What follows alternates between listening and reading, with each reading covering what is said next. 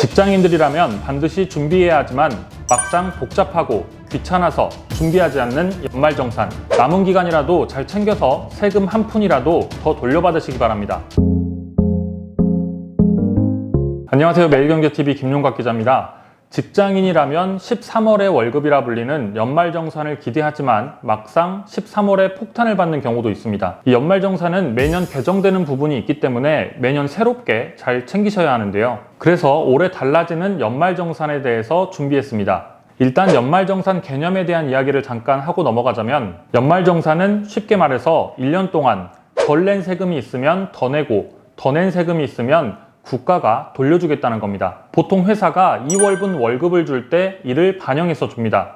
그래서 누군가는 13월에 월급을 받는 거고 누군가는 13월에 폭탄을 받게 됩니다. 연말정산을 할 때 자주 등장하지만 가장 헷갈리는 용어가 바로 소득공제와 세액공제입니다. 둘 다 공제라는 표현을 보면 뭔가 깎아준다는 의미라는 느낌이 오죠. 일단 소득공제는 우리가 세금을 매기는 기준이 되는 소득에서 일정 금액을 공제해 주는 것을 의미합니다. 예를 들어서 내 연봉이 3천만 원이라고 한다면 이 중에서 부양가족이나 일부 금융상품에 가입하면 해당 금액을 공제하고 계산을 합니다. 3천만 원 중에서 소득공제 1천만 원을 받으면 2천만 원에 대해서만 소득세를 부과하는 겁니다. 이렇게 과세 대상을 줄여주는 겁니다. 이와 달리 세액공제는 세금 자체를 줄여줍니다. 내가 내야 할 세금이 100만 원인데 세액공제 50만 원을 받았다면 세금 자체가 50만 원 줄어드는 겁니다. 정리하면 소득공제는 과세 대상을 줄여주고 세액공제는 세금 자체를 줄여주는 겁니다. 자, 이제부터 올해 달라지는 연말정산에 대한 내용들인데요. 일단 올해는 신용카드 사용 증가분에 대한 소득공제가 추가됐습니다. 작년과 비교해서 사용금액이 5% 이상 증가하면 증가금액의 10%를 소득공제를 받을 수 있습니다. 예를 들어서 총 급여가 7천만 원인 사람이 있습니다. 이 사람이 작년에는 신용카드를 2천만 원 썼는데 올해는 3,500만 원을 썼다면 추가로 소득공제를 받을 수 있습니다. 다만 신용카드 사용 금액에 조건이 있습니다. 일단 신용카드 사용 금액이 총 급여의 25%인 1,750만 원을 넘어야 소득공제를 받을 수 있습니다. 쉽게 말해서 신용카드를 작년보다 5% 더 썼더라도 총 급여의 25%보다는 덜 썼다면 공제를 못 받는다는 이야기입니다. 또 카드를 많이 썼다고 해서 전부 다 공제를 해주는 건 아니고 이 공제에도 한도가 있습니다. 또 전통시장이나 대중교통 같은 경우에는 지불 수단과 상관없이 40% 공제가 가능합니다. 아무리 이렇게 말해도 막상 연말정산 할 때가 되면 헷갈리죠. 그래서 국세청 홈택스에 접속해서 연말정산 미리보기 서비스를 이용하시면 보다 쉽게 계산이 됩니다. 연말정산 미리보기에 가시면 신용카드 소득공제 계산하기를 바로 확인해 볼 수 있습니다. 이 연말정산 미리보기 서비스에는 1월부터 9월까지 사용한 신용카드 금액을 확인할 수가 있고 나머지 3개월은 우리가 각각 수정하면 계산을 해볼 수 있습니다. 연말정산을 위해서 연금저축이라든가 IRP 같은 금융상품은 가입을 할 때 우리가 꽤나 신중하게 고민을 하게 되는데요. 아무래도 계획하지 않았던 돈을 지출하는 부분이니까요. 하지만 신용카드의 경우에는 어차피 소비할 돈을 어떤 수단을 통해서 쓸지의 문제입니다. 그러니까 본인이 공제를 받고 못 받고 이 경계에 있다면 소비수단을 11월과 12월에 조금 조절하는 것만으로도 효과를 볼 수 있습니다. 남은 2달 동안 연말정산에 최적화된 지출을 고민해야 할 시점입니다.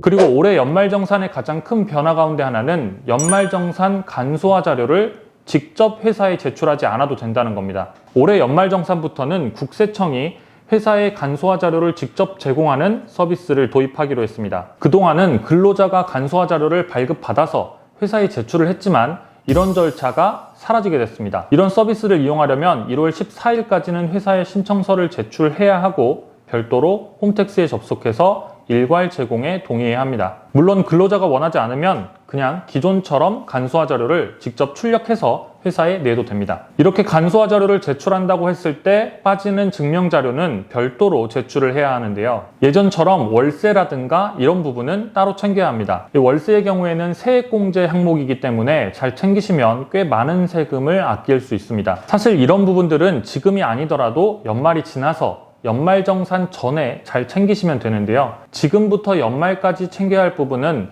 앞서 말씀드렸던 신용카드 소비, 그리고 지금 말씀드리는 금융상품 부분입니다. 가입을 하면 세제 혜택을 받을 수 있는 금융상품을 가입할지 고민해야 한다는 겁니다. 이 대표적인 연말정산 금융상품이 연금저축과 IRP인데요. 노후를 위한 상품이죠. 연금저축과 IRP는 대표적인 세액공제 상품입니다. 연금저축과 IRP를 더해서 총 700만 원까지는 세액공제를 받을 수 있습니다.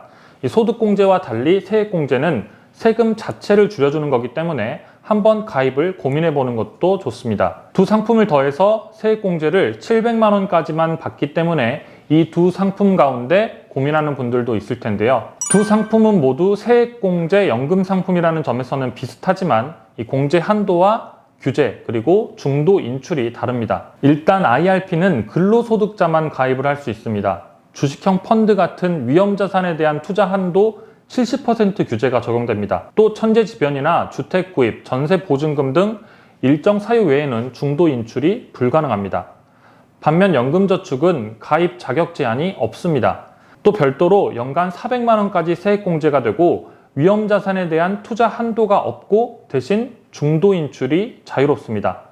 그래서 연금저축으로는 최대 한도를 꽉 채워서 공제를 받을 수가 없기 때문에 IRP를 다 가입해야 700만 원까지 공제를 받을 수 있습니다. 다만 아직 젊기 때문에 위험자산에 투자를 하는 더 공격적인 연금저축에 가입을 했다가 중도에 인출이 가능하다고 해서 인출을 해버리면 세액공제를 받았던 적립금과 기타 소득세 16.5%가 부과되기 때문에 주의해야 합니다. 연금 상품을 가입할 때는 세액공제율이 소득에 따라서 약 13%나 16% 수준인데요. 표를 보시고 본인의 소득 구간에 따라서 얼마나 세액공제를 받을 수 있는지 한번 따져보시는 것도 좋을 것 같습니다.